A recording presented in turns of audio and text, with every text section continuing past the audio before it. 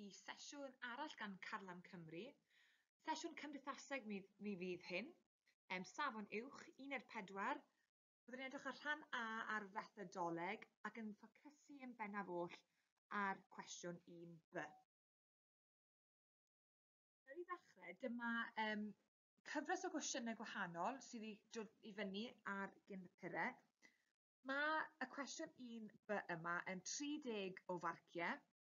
Byswn ni'n dweud i dreulio tua 40 munud ar y cwestiwn yma. Mae fe'n lot fwy o waith na 1.2 ran fethodoleg, ond chi'n cwmpasu y sgiliau yna nawr, chi'n rhoi nhw ar waith yn y cwestiwn yma. Chi'n rili yn dangos eich dealltwriaeth chi o'r termau cymdeithasegol, y termau methodoleg yma, o fewn tasg fwy ysgrifenedig. Felly mae'r cwestiynau yma yn rhoi swmpus i gyflawni o fewn yr holiad, ond mae yna modd hefyd i baratoi amdanynt. Os bysych chi'n cael rhyw fath o fframwaith gyda cwestiwn wedi paratoi am rhywbeth i'w data meintio, felly ateb fydd yn seiliedig ar data meintiol ac un arall data ansoddol. Mae yna ffyrdd fyna wedyn, yna sgôp i chi ddefnyddio'r beth i chi wedi paratoi i mreinio hynny wedyn i'r cwestiwn sydd o'ch blaenau chi. Ond mae'n rhaid i chi gofio'n amlwg i ateb y cwestiwn yna o'ch blaenau chi. Nâi ddod nôl i hynny pan mewn i edrych ar cynllunio am y fath yma o gwestiwn. Cwbl mwy fan hyn te, mae 5 cwestiwn rili roi fan sydd o bapurau, cyn bapurau, a wedyn mae yna rhai fan hyn dwi wedi dod i fyny gyda dros y flynyddoedd. Be byddwn ni'n ceisio gwneud yw pan ych chi'n meddwl bod chi wedi cwmpasu eich gwybodaeth a bod chi'n eitha hyderus, byswn ni'n mynd ati i ceisio amseru'n hunan i ateb y cwestiwn yma o fewn 40 munud a gweld sut mae hynny yn dod yn ei flaen. Wedyn gofynnwch i'ch athro chi i farcio hwn, fi'n siŵr bydden nhw mwy na bodlon i helpu chi gyda hynny. Wedi disgwyliadau o gwestiwn 30 marc. Nawr, ni'n disgwyl gweld y camau canlynol yn cael eu trafod, gweithdoli termau allweddol. Nawr, fel wedais i, mae yna sgiliau o 1.2 yn dod ar draws hyn, so termau allweddol, byswn ni'n disgwyl gweld yn fethodoleg, hynny yw eich dilysrwydd chi, dibynadwyedd chi, bod chi'n dangos bod chi'n gwybod y gwahaniaeth, a bod chi'n gwybod fel i drafod nhw o fewn cwestiwn ymchwil. Samplu, dull ymchwil, materion moesegol, ystyriaeth ymarferol. Mae hwn, llawer o bobl, os chi'n gwneud y BAC, bod chi'n gwneud eich prosiect unigol chi ddim yn actually gwneud y gwaith yma. Mae'n jyst yn cwestiwn arholiad. Ond mae fe'r un, beth yw hwn, yw'r cynllun cyn yr ymchwil. Gyda'r prosiect amlwg chi yn gwneud, mae hwnna ar waith gyda chi. Ond hwn yw'r cwestiwn sy'n edrych ar beth bydde yn digwydd. Beth yw'r camau byddwch chi'n gwneud i baratoi am wneud yr ymchwil ei hunan. Mae angen i chi ddefnyddio cysyniadau sydd yn berthnasol i fethodoleg. Nawr, fel wedais i, moeseg, ddylsrwydd, dibynadwyedd, ystyriaeth ymarferol, cyffredinoldeb a cynrychioldeb. Dyma'r cynllun marcio. Os bysych chi yn gwneud cwestiwn 30 marc, byddwn ni'n cael hwn o'ch blaenau chi. Ac yn gofyn wedyn pan falle parwch chi roi fe i'ch athro chi, bod chi'n mynd dros hwn, pa elfen sydd angen i chi wella. Gan amla, A3 yw'r un mae angen pobl i wella mwyaf. Os ewn ni tri ddyn nhw, A1, atebion dangos fanwl o dealltwriaeth o ddamcaniaethau, tystiolaeth cysyniadau, cymdeithasegol sy'n berthnasol i gyd-destun ddadl y cwestiwn. Ydych chi'n ffocysu ar beth o'r cwestiwn a'n gofyn i chi? Ydych chi'n gwneud synnwyr o beth ych chi'n trafod yw hyn, Ydy e'n gwneud synnwyr o fewn y cyd-destun ehangach? A2 wedyn yw eich cymhwyso dehongli yn cyd-destun, so ydy beth i chi wedi dewis yn gwneud synnwyr, ydy'r cysyniadau yna'n gywir, ydy yr dull i chi'n ddefnyddio, ydy e'n gwneud synnwyr y cyd-destun. A3 wedyn yw adnabod bod yna problemau yn mynd i godi, a sut i chi'n goresgyn y problemau yna. Mae rhaid i chi bod yn realistig, pan chi'n gwneud gwaith ymchwil, dydy pethau ddim yn mynd i fynd i fel ydych chi moyn. So not plain sailing fel petai. mae yna broblemau mynd i codi. Os chi'n meddwl ambyti holiadur, pan bych chi'n rhoi holiadur mas, neu pan bych chi'n gweld pobl ar y stryd fawr yn ceisio denu pobl i ateb holiadur, beth yw'r problemau mwyaf? Wel, yr un amlwg yw pobl ddim eisiau ymateb. Okay, so mae eisiau chi bod yn realistig, fel ych chi'n goresgyn hynny. So, mae rhaid i chi nabod y problemau o fewn eich gwaith ymchwil chi. Dyma beth i fi roi fel rhyw fath o cynllun bach mwy user-friendly fel petai, okay? So 30 marc tua 40 munud. Mae rhaid i chi ddefnyddio a chadw at ffran o traethawd, so beth sydd yn pob paragraff, bod yna strwythur clir yn cael ei ddangos. Rhaid cyfeirio at y cwestiwn, y sefyllfa, a'ch amcanion o hyd. Pob paragraff, pob mantais anfantais, so bod yna problemau, a bod chi'n cadw ffocws ar amcanion yna. Beth yn gwmws o chi'n ceisio gwneud? Pwy yw'r ffocws na, okay? A ydy hynny yn cwmpasu beth ych chi'n gwneud? Rhaid nodi problemau a rhaid ceisio cyfynhau nifer ohonynt. Eich dewis chi fydd y dull samplu, etc. Pam ych chi dewis e? Mae rhaid cyfynhau popeth, okay? So fel wedi ti, problemau, goresgyn e, pam ych chi wedi dewis y ddull yma, y samplu yma, y theori yma, okay? Pam? Mae rhaid chi cyfynhau eich dewisiadau chi, a tri hwn, felly holl bwysig. Os mae'r cwestiwn yn gofyn i chi gasglu data meintiol, wedyn bydde tybio taw dull holiadur byddwch chi'n mynd arno, a bod chi'n ffocysu fer theori positifiaeth. Os taw data ansoddol mae fe'n gofyn i chi'n y cwestiwn, dull cyfweliad falle byddwch chi'n tybio i gael, a wedyn mae hwnna'n cael ei selio ar theori gwrth positifiaeth. Canlyniadau wedyn, os taw data meintiol chi wedi casglu, wel mae hwnna'n mynd i gael ei roi ar graff neu ar ffurf tabl. Ansoddol wedyn, wel dyfyniadau chi'n mynd i ffocysu arno fyna, okay? Mae rhaid i chi gofio i ddefnyddio termau cymdeithasegol o hyd, so DDECC, dewn ni at hynna mewn eiliad nawr, a mae rhaid chi dweud pam bod hyn yn bwysig. Okay? Eto, na i ddangos enghraifft i chi sy'n dangos holl bethau yma, bydd yn gwneud lot fwy o synwyr, na fi sy'n parablu gyda meini prawf. Na i ddod nôl i paragraff 1 ar mewn eiliad, okay? Angen dewis dull samplu, angen anelu i ysgrifennu 3 i 4 tudalen, a cofio i cyfiawnhau. Okay, so, DDECC, felly dilystrwydd darlun cywir neu ddilys o'r hyn rydym yn ei astudio neu ymchwilio iddo. Okay, ydy chi'n creu darlun gwir? How real is this to reality fel petai? Dibynadwyedd, wel, ydy'n ddibynadwy, gall defnyddio'r un dulliau a chael eu canlyniadau, so ydych chi'n defnyddio'r un peth, a bod chi'n cael yr un peth nôl. Okay, so how reliable is this? Ethigol, ystyried lles y bobl yma'n ymchwilio, sicrhau diogelwch.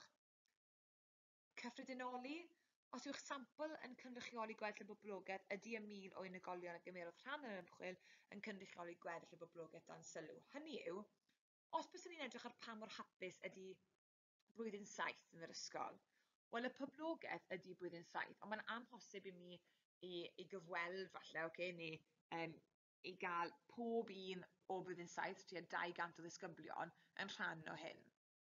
Felly, ydy'r pwy i fi wedi dewis fel y sampl yn cynrychioli y poblogaeth? Okay? Os maen nhw yn, fi gallu cyffredinoli, I can generalise that what they think generally reflects y poblogaeth y fwyaf eang. Okay? Cynrychioldeb fel fi newydd gweud yw generalisation, so nid yw bosib casglu data gan bawb o'r gymuned sy'n cael ei astudio. Felly, cynrychioldeb, sori. Ydy hynny, fi wedi trafod hwnna gyda cyffredinoli, sori fi'n cymethu chi fyna. Cyffredinoli, generalisation, cynrychioldeb, os gyda chi cynrychiolaeth o'r gymuned, o'r boblogaeth na, okay? Fi'n torri hwnna'n i 8 cam. So 8 cam yw ddilyn, bys ni'n gweud. So pan ych chi'n edrych ar y papur holiad, bys ni'n nodi'r 8 cam yma lawr, sgriblwch na lawr ar y papur, eich papur chi ydy hynny, newch beth bynnag chi eisiau, unrhyw nodiadau sy'n dod i'ch meddwl chi, rhowch nhw ar y dudalen yna. So 1 yw'ch amcanion chi, 2 gweithdoli cysyniadau, 3 yw'ch theori, 4 dull, 5 samplu, 6 ystyried ethigol, 7 gweithredu dull ymarferol, 8 dadansoddi canlyniadau gwerthuso. Rhaid gwerthuso trwy gydol eich gwaith chi, so pwyso mesur o hyd, cyfiawnhau fel fi wedi gweud. Angen cysylltu pob cam gyda DDECC, okay? So popeth o hyd yn mynd nôl i hynny.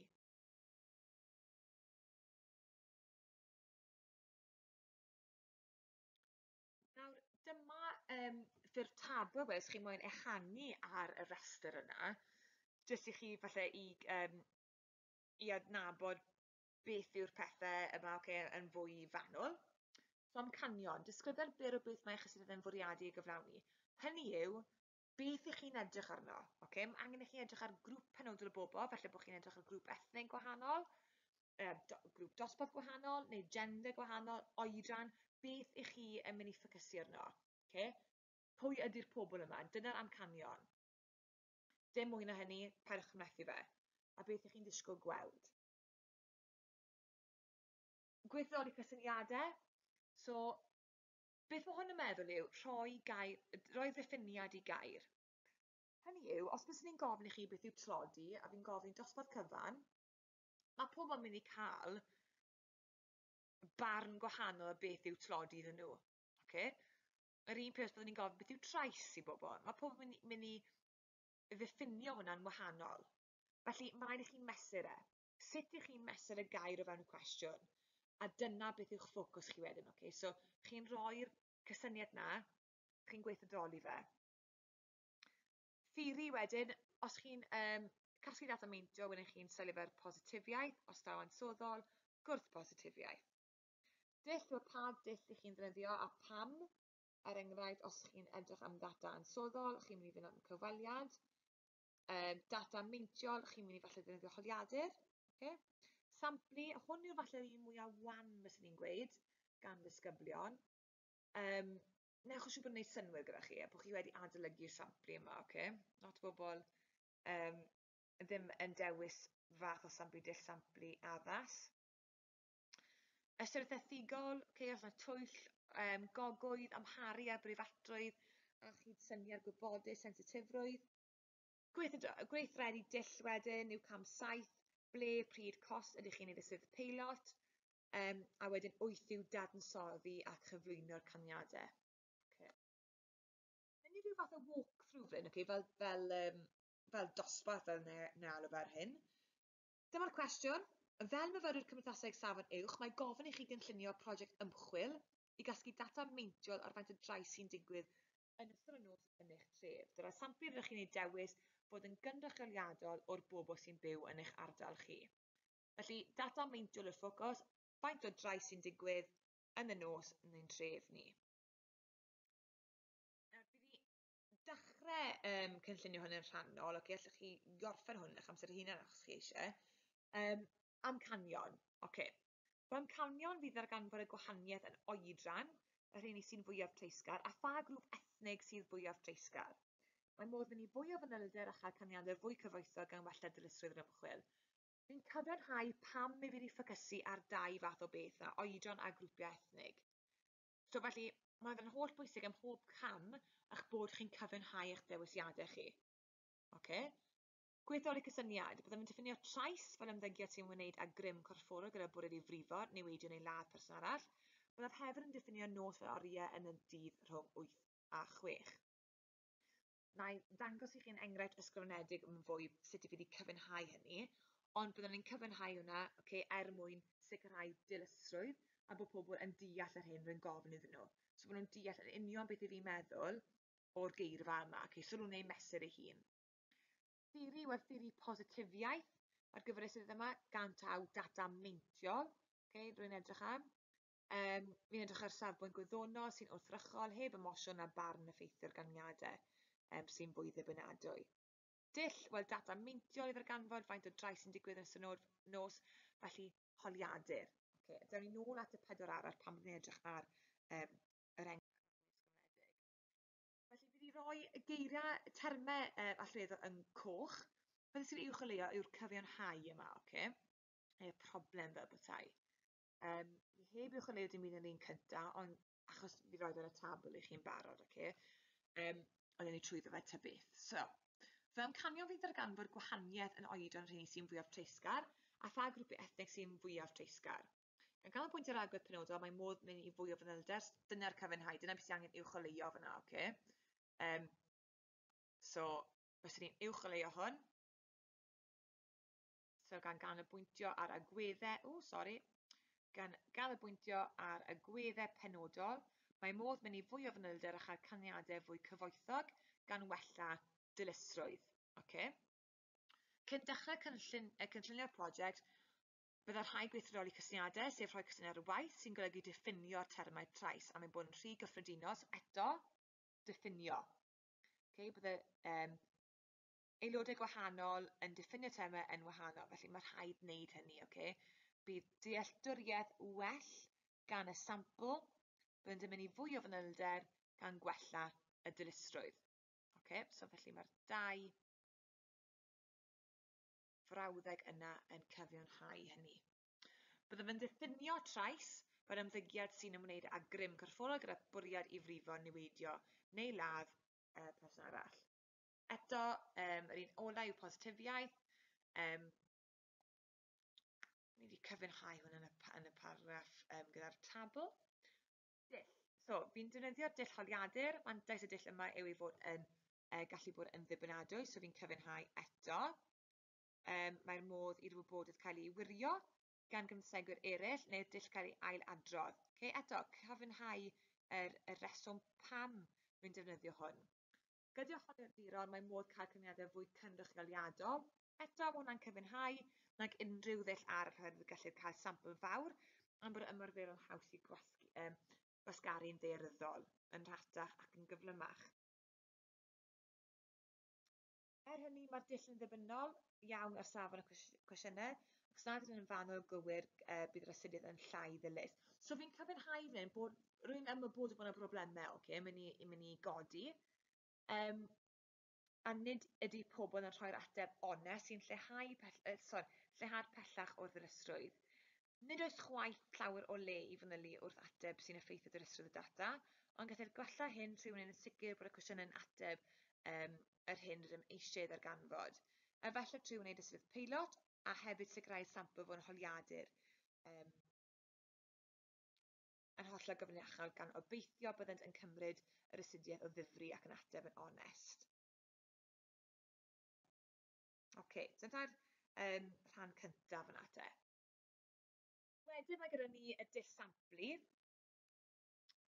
Fi'n mynd dewis sample quota fan hyn, okay? Dwi'n bwriadu yn y dull yma oherwydd bod modd cael mynedir yn hawdd heb orfod cael ffram sampl. Mae'r ffordd yma'n sampl hebygolrwydd. Byddwn ni falle yn ffafrio'n hunan i fynd at sampl anhebygolrwydd yn y rholiad, gan mae llai o bethau i feddwl am ynghyd â i gymharu tebygolrwydd. Mae chi'n meddwl am ffram sampl, sef restr o enwau. Okay, gyda hynny, os nag oes gyda chi modd o gael restr o enwau, wedyn ewch am sampl anhebygolrwydd. Felly o sampl quota yn un ohonyn nhw. Bydd jyst rhaid chi sicrhau bod gyda chi oedran ac grwpiau ethnig gwahanol o fewn eich quotas chi. Okay? So fe fi'n nodi fan hyn, Gwyn, Caribiaidd Du, Pakistan, Australiaidd, Indiaidd. Wrth roi'r holiadur i gwahanol aelod grwpiau ethnig, byddwn yn gofyn beth yw eu oedran nhw ac yn gofyn cwestiynau am eu profiadau drais. Byddwn yn cael sampl o tua 40.